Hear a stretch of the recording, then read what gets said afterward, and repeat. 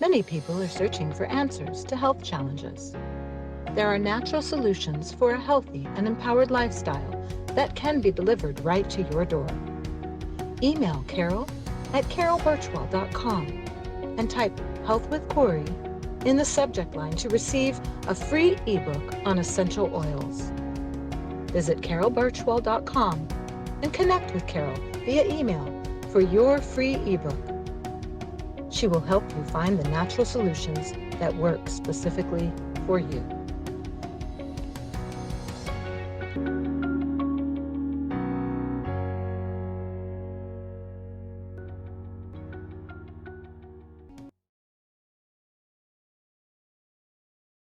Many people. Aloha from the beautiful Big Island of Hawaii. I'm Kori Gaila, and this is Let's Talk About Health. Thank you for joining me again this week.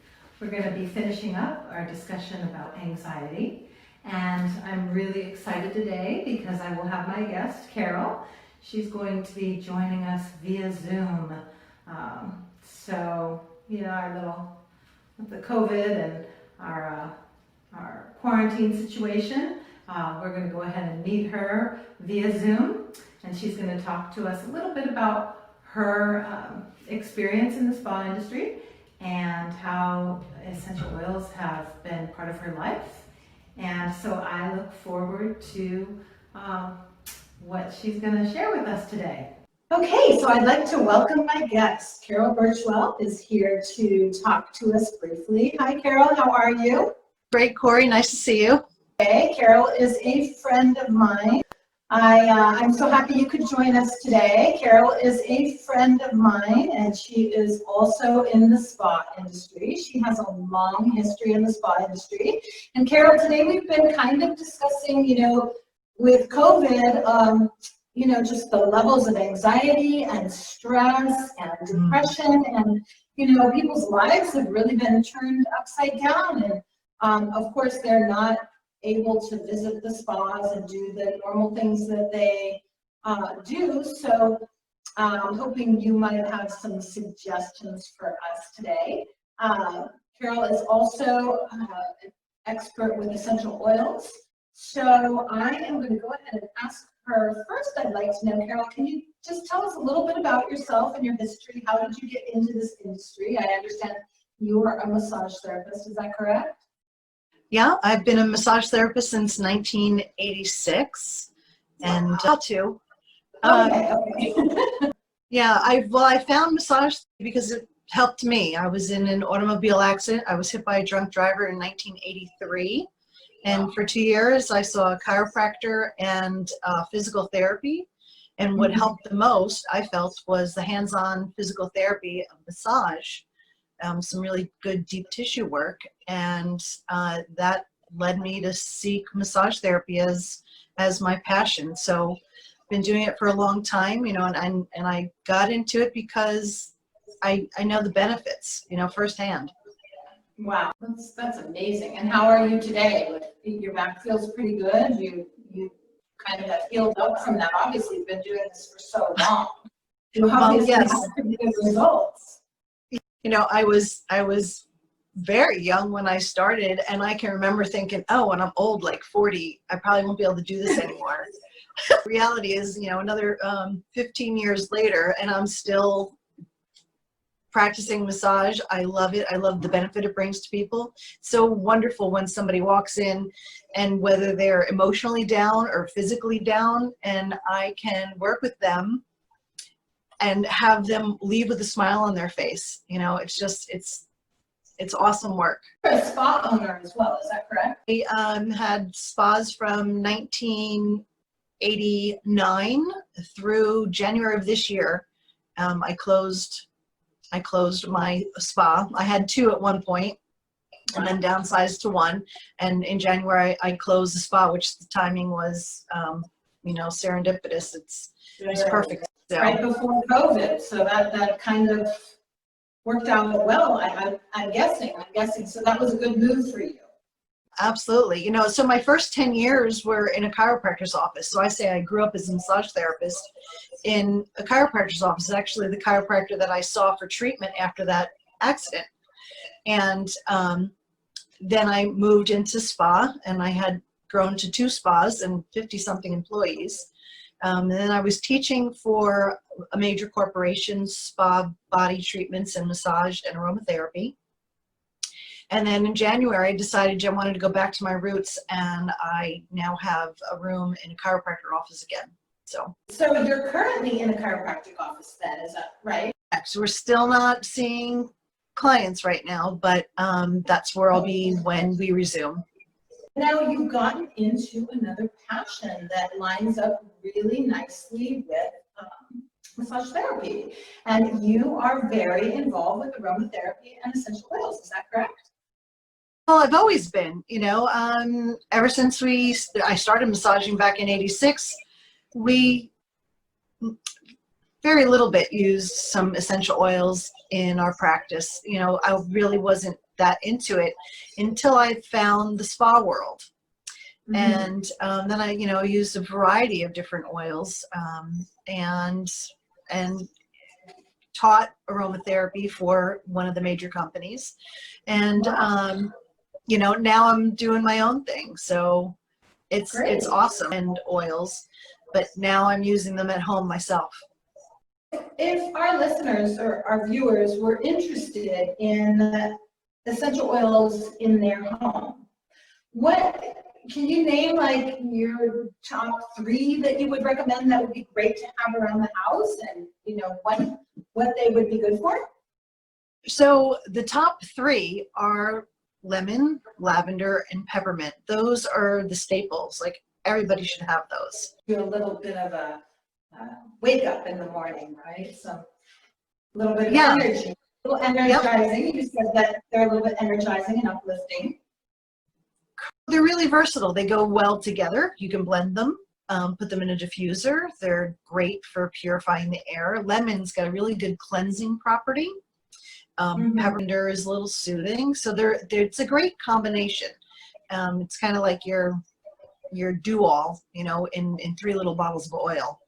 So for me, I like starting out my day with some peppermint and some lemon in my hands and just inhaling, just experiencing the aromas from those oils. It's a great way to start the day. So kind of great oil to have. Goo sticky removers don't have a very good smell, so I think that lemon is probably a nice alternative for that. Yeah. So I love when somebody smells lemon oil, you smile. You can't help but smile. It's a very fresh, uplifting aroma, and it's like a happy aroma. It's sunshine in a bottle. It's amazing. So lemon it's very cleansing. It's cleansing for us. It's cleansing for the air. You ever have like labels stuck to things when you buy something new?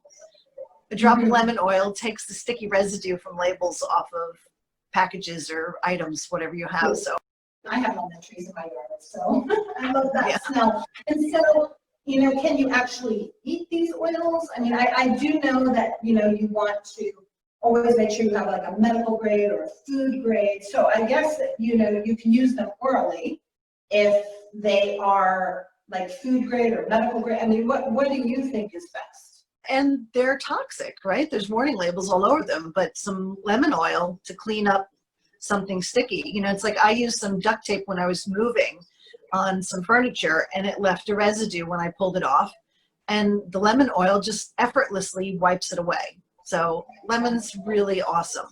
So you want to be careful because all oils are not created equal. So you want to be careful because all oils are not created equal. So you want to make sure that you have a certified therapeutic grade oil. And not all oils are ingestible. Lemon is. Like, you get lemon essential oil when you squeeze a lemon into your water. You're getting juice and you're getting essential oil from squeezing the rind into your, internal use, because you remember they're concentrated. Drop of lemon. Right, you don't want to just go buy any that you see on the shelf and then put them in your water. You want to make sure that you have the right kind of oil so you don't get sick. A personal thing, and I always err on the side of caution. There's there's like no reason to use it internally unless you have a purpose. So that's something you'd want to do a little bit of research and investigation about. But lavender, really briefly, because you talked a bit about peppermint and a bit about lemon, but lavender, why lavender? absolutely.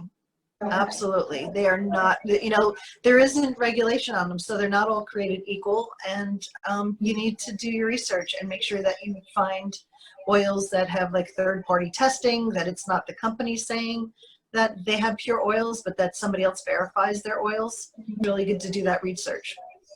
Okay, and I love it. So quickly, so people are not able to visit the spa. They are not able to get massaged. I know that for me, I'm rolling around on balls and, you know, trying to stretch out, and I really look forward to my massage time.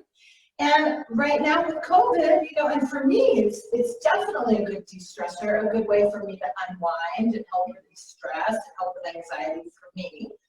And Right. so you talked to me a little bit about rituals at home. I mean, can you give me an example of something that maybe using these essential oils that you would say is a great way to kind of, since you can't go to the spa, some things that you can do for home care and self-care?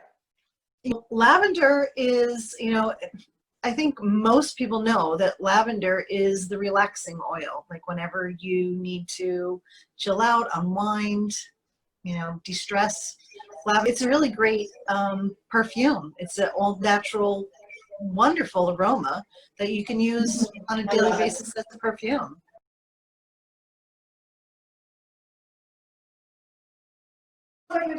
Great idea. So do I just take the peppermint oil and I just put it directly on my skin? Should I mix it with anything, or just great idea. So do I just take the peppermint oil and I just put it directly on my skin? Should I mix it with anything, or just? So absolutely.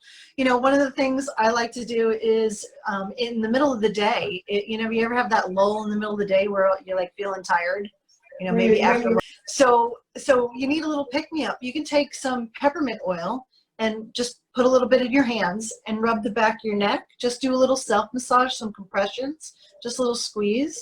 But what's really amazing about peppermint oil, you want to make sure you keep it away from your eyes, but on your hairline or on the back of your neck, after a minute or so of applying some peppermint oil, you're going to feel a cooling. I know I've had people tell me it feels like it's burning.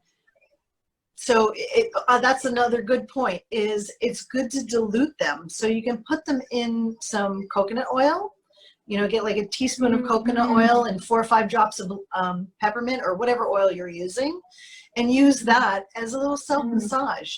It's great to wake up. You know, peppermint's awesome to like keep your energy going in the middle of the day or towards the latter part of your work day, perhaps. So, and then lavender. So again, self-massage. At night, when you're going to be going to bed, take a minute and massage your feet with some coconut oil and with a little lavender in there. Excellent way to like prepare yourself and some self-massage, self-care. It's amazing. It goes a long way. I remember I went to a destination spa a number of years ago, and one of the women doing one of the classes for yoga said, you know, it's really nice to give yourself a foot massage at the end of the day and like thank your feet for carrying you through your day, right? You know, I mean, we run around and we tend to not think about our body parts. So peppermint is great to use like in the afternoon, after lunch. It's good cooling pick-me-up. So if you take a little peppermint and just do a little self-massage, squeeze your shoulders. You can even put a little bit of peppermint right at the hairline. You want to just make sure you don't get it near your eyes because it'll be really cooling. But anywhere you put peppermint on your skin, it actually cools your skin. Okay, so peppermint kind of wakes you up in the middle of the day. What would you, you know, suggest for relaxation? Maybe somebody's had a really stressful day, it's the end of the day, they really want to relax. What would be a good ritual that people could use in the evening, maybe? Peppermint oil is a great oil to use like in the afternoon after you've maybe eaten lunch and you're a little sleepy, or starting to feel like you've lost some focus. Self-massage, just put a little peppermint oil on your hands and give your shoulders a nice little pinch, and just a little compression up behind your neck. It's great on the back of the hairline or even on your forehead. You just want to keep it away from your eyes, but it's a really good energy lifter. It's great pick-me-up in the afternoon. It's very cooling to the skin. So after you apply the peppermint oil, about a minute or so later, you'll feel a cooling sensation on your skin. It's really nice. So yeah, peppermint, is pretty, it's very cooling. So it's nice, all essential oils, it's good to put them in a carrier oil. You're always safer that way. And the carrier oil helps it stay stuck to your skin. So essential oils are volatile in nature. That means, that's why you can smell them, because they go from a liquid to a gas very quickly, very easily. So when you put a drop in your hand, you're smelling it right away because it's starting to evaporate. So if it's in a carrier oil, it's going to hold it there. So same thing, it'll hold it wherever you put it instead of it flashing off or, your skin. Good, nice, good ideas. So I think that that's an important thing that we should think about during this time. I mean, with the COVID and people being quarantined and lockdowns, social isolation, and more stress and concern and worry, and people are kind of grieving job loss and all sorts of things. So taking these little rituals at home and really taking time to look out for yourself, since we can't necessarily go to the spa and get a massage. Right. You give yourself a foot massage, give yourself a neck massage. Those are great ideas and great tips. One of my favorite things to do is to take some lavender oil, because that is it's very sedative. It's the oil you want to use when you want to slow down.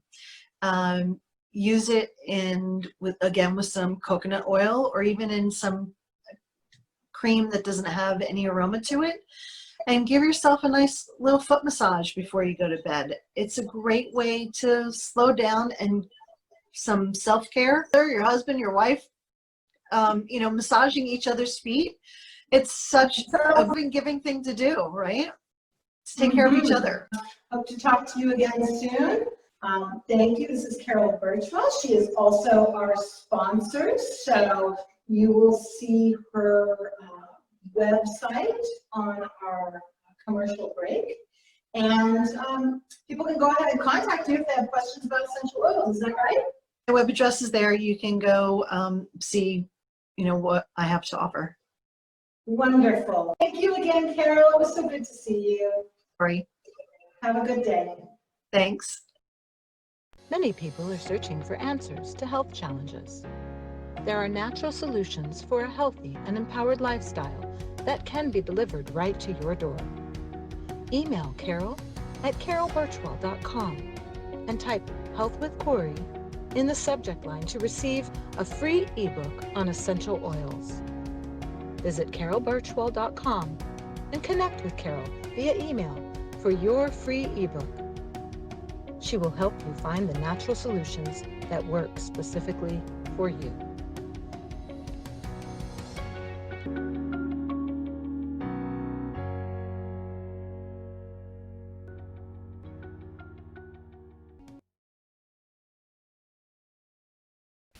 So again, last week we did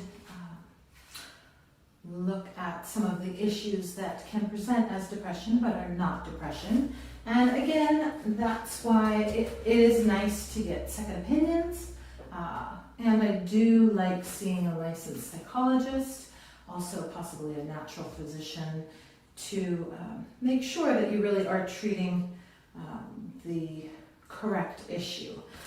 So then, looking at alternatives, according to Psychiatric Times magazine, I found an article investigating SAM-E for depression. And SAM-E was a product that a friend of mine who is a psychiatrist had talked about.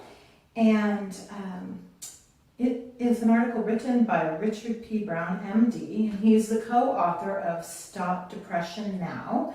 SAM E is the breakthrough supplement that works as well as prescription drugs in half the time. And that's what he states, and that's according to evidence-based research that he has seen. SAM E is approved as a prescription drug in Spain, Italy, Russia, and Germany. It's non-toxic, without side effects, and it is supposed to be better and faster than traditional medications. SAM E is a physiological essential compound that is crucial to 3 pathways of metabolism, one of which has been shown in animal studies to boost the levels of serotonin, dopamine, norepinephrine, which are all essential in combating depression. So these are these neurotransmitters that you hear about.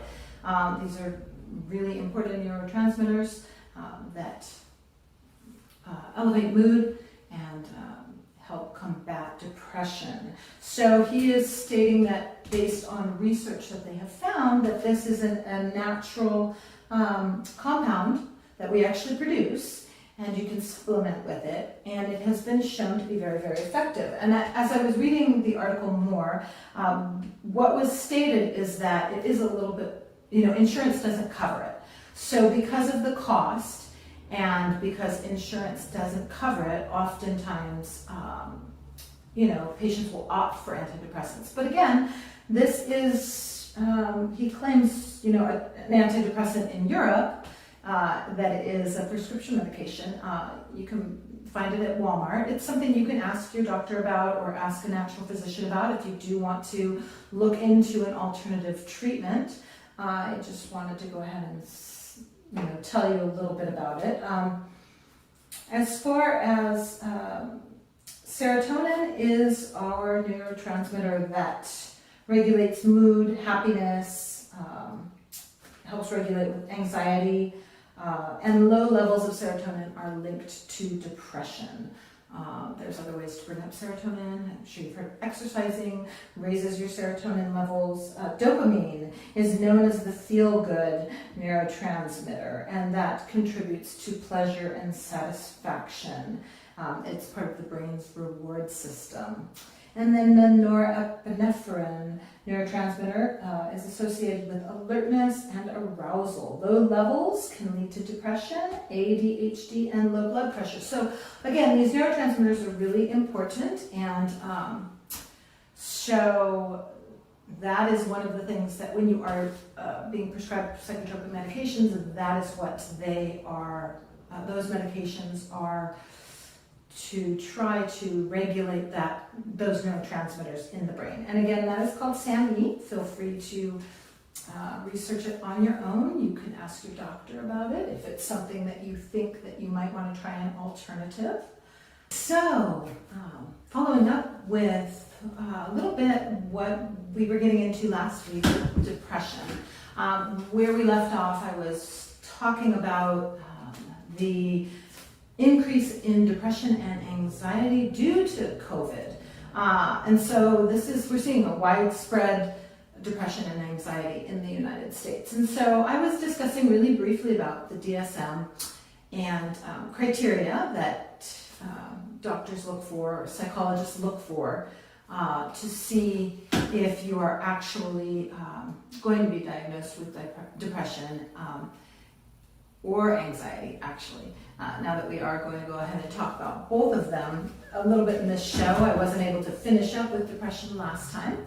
I was getting into, I had talked a little bit about side effects for antidepressants. And again, I think I was discussing with you briefly the phenomena that has happened since, I guess, 2000, maybe a little bit before, where more and more primary care physicians are diagnosing depression. And there's a number of issues with antidepressants. So we were going through a little bit of the side effects for antidepressants last time, and some of those are let's see, nausea, increased appetite and weight gain, loss of sexual desire, and other sexual problems. Fatigue, insomnia, blurred vision, constipation, dizziness, agitation, irritability, anxiety. But then what we were saying was what can even be worse than that is withdrawal symptoms.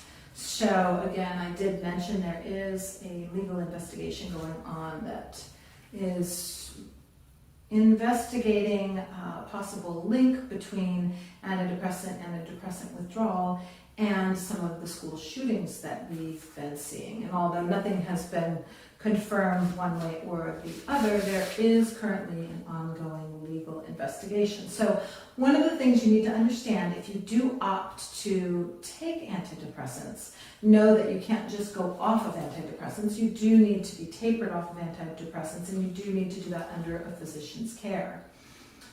So some of the withdrawal symptoms are flu-like symptoms. Your original symptoms can actually worsen. You can have suicide ideation where you really start thinking about suicide. So you may have felt a little bit of grief, a little bit of sorrow and sadness before, but if you do go off of the antidepressants, you can start to have suicide ideation. Other symptoms get worse, so there could be headaches, pain, insomnia, anxiety, fatigue, nightmares, trouble sleeping, depression, mood swings, nausea, vomiting, diarrhea, abdominal cramping, and sweating. So not a lot of fun getting off of antidepressants, for sure. Of course, that being said, if you are having issues and you're displaying symptoms of severe clinical depression, make sure you are seen. You do need treatment, especially if you're having any thoughts of suicide. I had been discussing a little bit last time about grief and the grieving process and how it's a natural process, and how a lot of what's going on in our country right now with COVID, we have huge job loss. There's lockdown, there's a social isolation for the kids. The kids aren't in school right now, so they're not able to be with their friends, they're not playing, they're not with their teachers, they're out of their routine. Parents are home, they're trying to homeschool. There's a lot of pressure. So again, that's where we were talking about the anxiety coming in. So they kind of play off of each other. Oftentimes you see depression and anxiety at the same time. That would be like a comorbid situation. Sometimes prolonged anxiety can lead to depression. So this pandemic has really put a lot of people under a lot of stress and strain. Again, I briefly talked about misdiagnosis, and that there are a number of conditions that can look like depression that aren't actually depression. And again, we discussed having your doctor make sure they're doing a full blood workup, but then I had recommended like integrative medicine or integrative therapy, and naturopathic doctors, or say an MD who's also a naturopath, and sometimes there's acupuncturists who are naturopaths and MDs, or any kind of combination. Because a natural practitioner generally looks at the parameters of blood work a little bit different than, say, a primary care physician, and sometimes they can pick up subtle imbalances that your primary care physician might not be looking for. So it could be something that could be just a slight intervention, a slight tweak of something, maybe something in your diet, maybe a nutrient that you might not be getting enough of.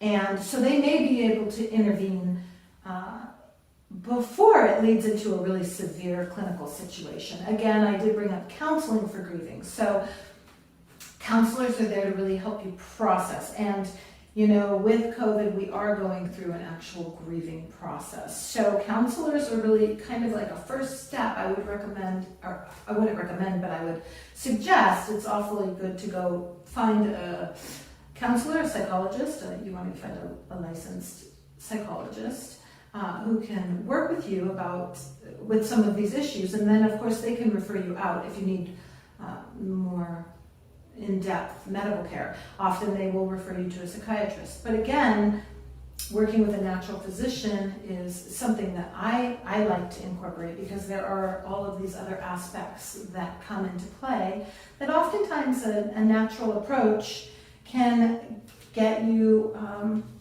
results, maybe without having to have drastic interventions. So talking about the neurotransmitters being the regulators of our mood, the regulators of our brain.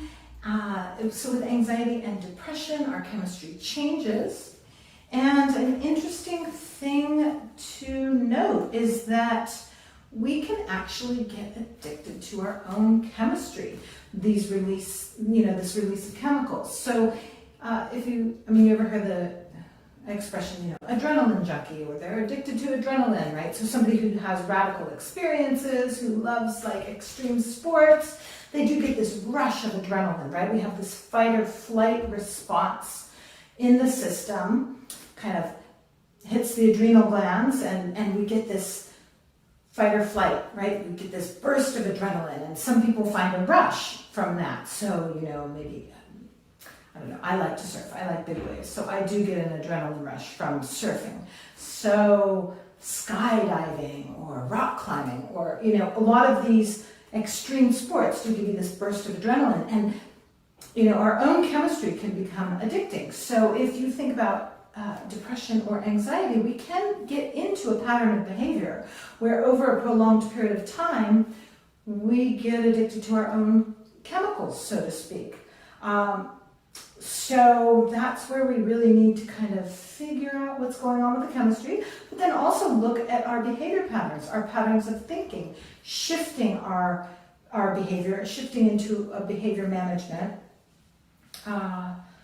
So we can actually change our own thinking patterns by using techniques such as meditation or guided visualization. The brain, if you think about say you're having a nightmare, say you're having a dream, I don't want to say that the brain can't completely distinguish between, or isn't capable of distinguishing between reality and imagination. However, when we are in a deep state of like a dream state or a deep state of imagination or visualization, we do release those positive chemicals or negative chemicals, right? If you're having a nightmare, you wake up screaming, you have that like adrenaline rush, that fear, right? That is rushing through your body. You are experiencing it as though it's happening in that moment. And that's why visualization is such a wonderful technique to help calm the mind,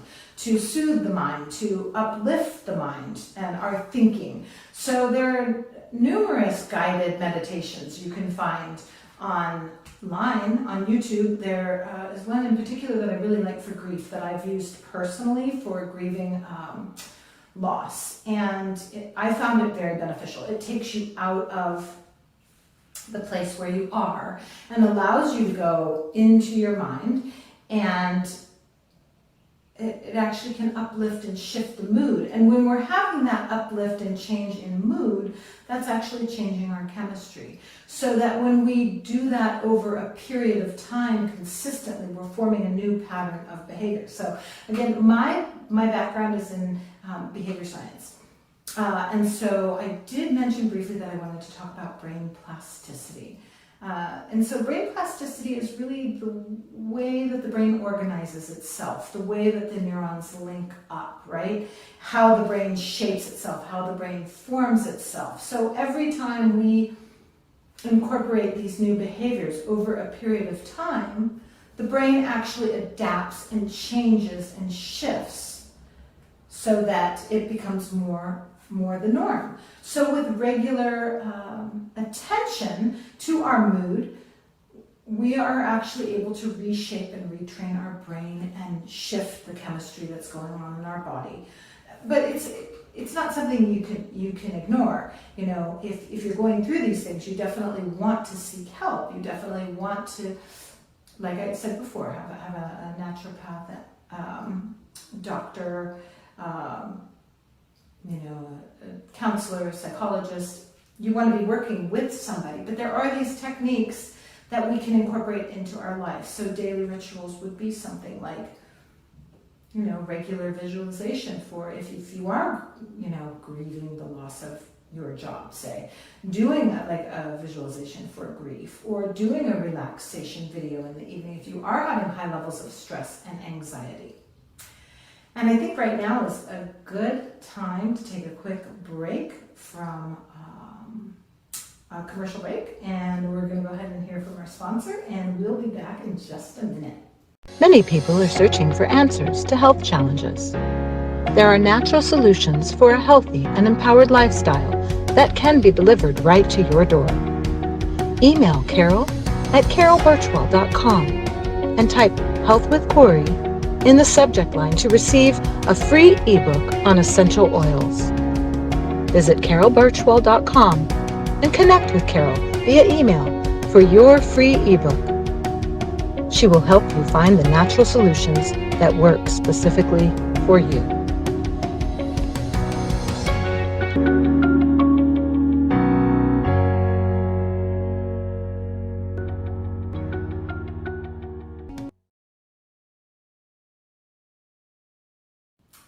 Okay, coming back from the break. And so again, you do want to try to go ahead and keep, your spirits up and keep in a good mood. And so also, I am going to be having my guest on today, Carol, who is going to be giving us some suggestions for self-care that you can do at home to help with, kind of keep your spirits up a bit. But one of the things that I like to do for myself, especially when we're dealing with so much stress, I find for me, if I'm feeling a little stressed or a little down, it really helps me a lot, is to make myself a beautiful ritual bath. So I have a lovely soak tub I love, and I like to use Epsom salts. Epsom salts are rich in magnesium. Magnesium helps relax the muscles. So if you get some tension from stress, pain in the body, and if you are having any kind of grief or feeling a little bit low, it's very calming. It has a very calming effect. Sometimes if you are feeling sad and grieving, you can actually have physical pain associated with that. And, of course, with stress, you can get a buildup of lactic acid in the tissues, and your muscles can get really tense. So Epsom salts are a really great way with warm bath water, and then use the Epsom salts are, magnesium, which again helps to calm and relax muscles, can help with sleep. And then I like to add a variety of essential oils for, they have a wonderful scent to them. They're very, I guess, scent is one of those amazing senses that we have that can kind of take us back to a beautiful time in our life, a really happy place. You can smell something in the kitchen and it can remind you of your grandma when you were little. So it does work on our memory. But also, if we're thinking about essential oils, and essential oils are they're like the hormones of plants and flowers, right? You have these terpenes, and they do go in through the nose, through inhaling, and then they are able to pass through this blood-brain barrier, very small molecular size. They're very volatile, so they evaporate. We inhale them, and we're actually breathing them in, and so they can really, they're different herbs, different flowers, so they can really affect and alter mood, right? These smells, you're not just smelling it, it's actually going into the body. If you put them on you, essential oils have such a small molecular structure that you can find traces of them in your bloodstream after you apply them to your skin. And I read a really interesting study that was talking specifically about lemon oil, and that lemon oil in a study was shown just from smelling the lemon oil, it actually increased the serotonin and the dopamine levels. And again, that's what we were talking about with mood, right? So there was actually this study that showed that there was an increase in dopamine and serotonin. And so,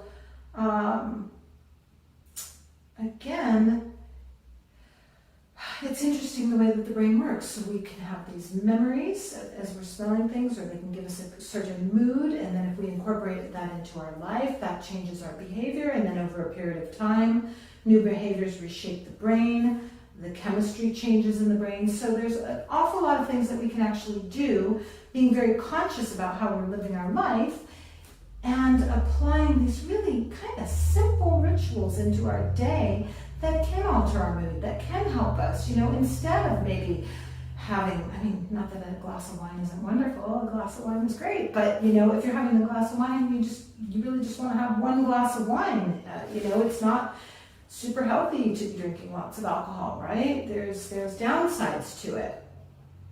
Maybe having some nice tea and taking a nice bath. So I love like a nice cup of chamomile tea. And then you make yourself a nice bath, and you can add like a cup or two of Epsom salts, and then you can add your favorite, essential oils. It's always a good practice with essential oils to use a carrier base oil. You can use something like grapeseed oil or avocado oil, things you can just get at the grocery store, right? Avocado oil is really great for the skin too.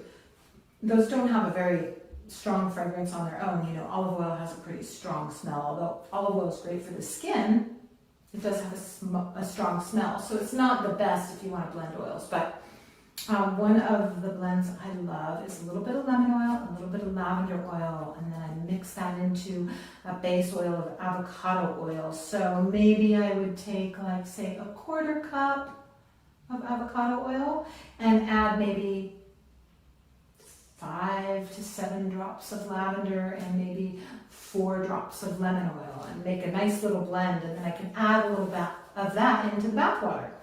And then, put some candles, some nice soothing music, and then you kind of have a spa experience at home.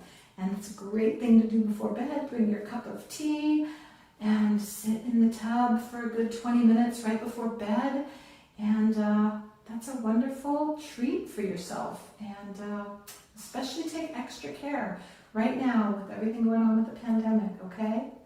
So I look forward to seeing you guys again next week.